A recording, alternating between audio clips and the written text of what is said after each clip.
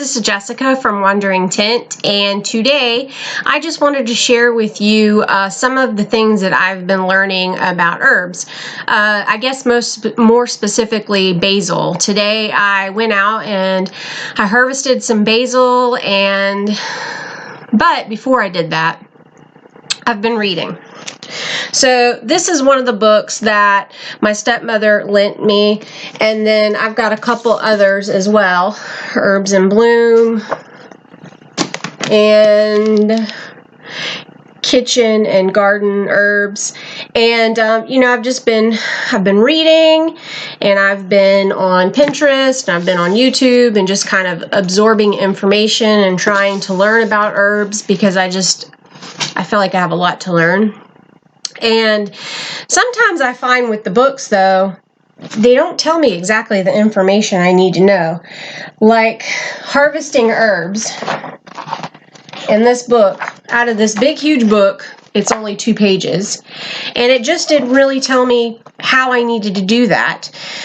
So I got on Pinterest, I got on Google, I got on YouTube. And so I'm going to share some of those links that I used down in the description to share with you, because I am definitely not an expert, but I am very interested in learning and sharing what I learn along the way. So I hope that you enjoy this video, and I just thank you for joining me. So I am going to cut my basil, some to dry and some to use right now. I think I've got this right. You're supposed to cut it above the node. And I think that this is a spot that's a node, and this is a spot that it's a node. It's starting to get really tall, so I think I'm going to cut it low right here, in hopes that I'm doing this correctly. I'm going to cut this.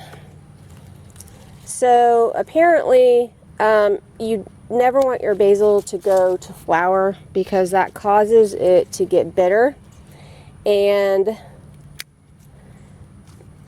it's not edible at that point, I am told. And also, I have read and heard that if you cut your basil, it will grow more prolifically. And I'm going to cut that leaf off there too. It'll grow more. It'll be bushier because it'll branch out at these spots that I'm cutting here. And yeah, man, I'm kind of amazed at the amount I was able to get off of there. I'm going to cut this one here. I think that's all I'm going to do for today on that one, so you can see the end result. So for those of you that don't know, this is sweet basil. So this is my lemon balm that I am going to harvest, and honestly I didn't read up on this, so I'm gonna kind of do it the way that I did the basil, and it smells really good. It has a nice lemony flavor, or lemony smell, and I was gonna try a little bit in a salad. Also, I need a glass container to put it in, but I would like to try some of these in some olive oil. I think, let's see, maybe right here. I think that's all I'm going to do for the lemon balm right now.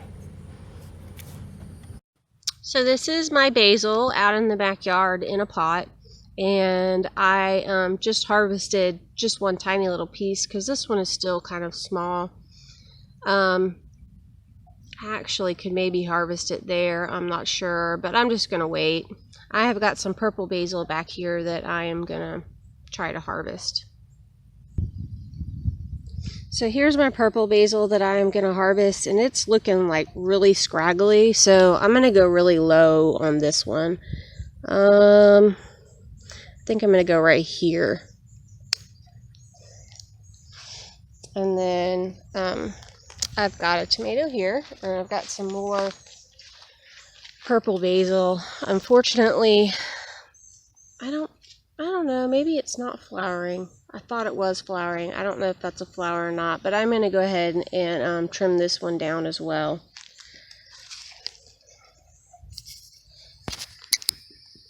See if I can get a good view here. So I am going to go, I'm going to go low on this one as well. I'm going to go here. I'm going to get those leaves that I just accidentally nipped off. And I'm going to go here and here.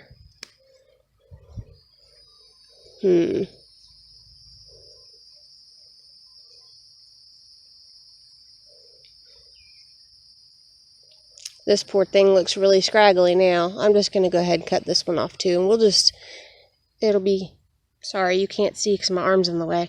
It's going to be kind of an experiment for me. I'll just have to see how it does.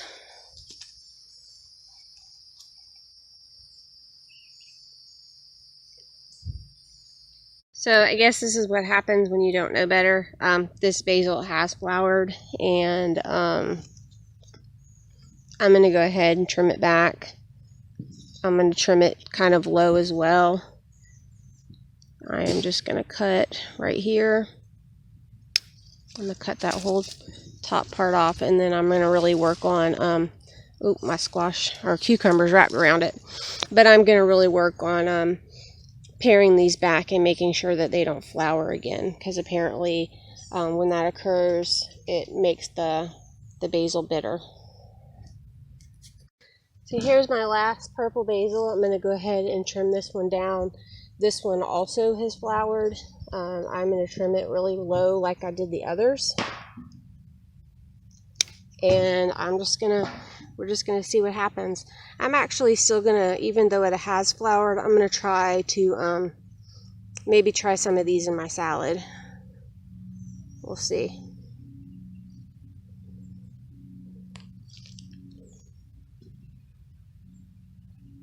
So here we have it. This is pretty much a whole basket full of basil with just 3 purple basils and 2 sweet basils. And the purple basil is all in garden space, and then the sweet basil is in pots. I have another sweet basil over here that is in the bed, and so maybe I should try to trim this one a little bit too. Let's see what we've got here. The leaves are fairly small. This one's still very little.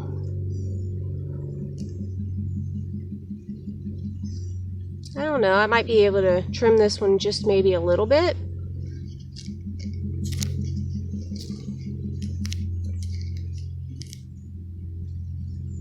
Let's see. Maybe right here.